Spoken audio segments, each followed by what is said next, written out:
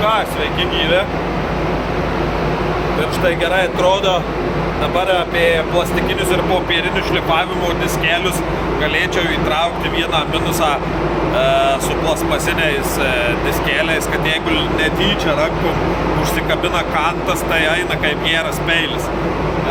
Bet video ne apie tai, trumpas tipsas, kurį pats neseniai išmokau, kaip apklijuoti šitas bakinės gumas, kurios dažniausiai yra didelis galvos skausmas, nes klijuoja ir nuo jos lopasi.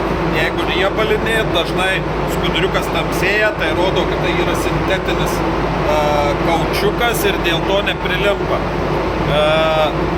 Nesenas bairis, kurį išmokau,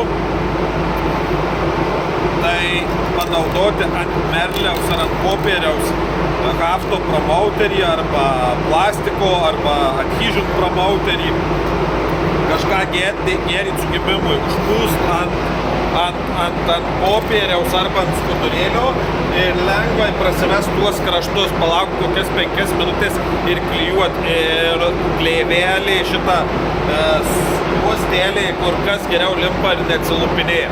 Tai va, šiandien video tiek, toks trumpas tipsas,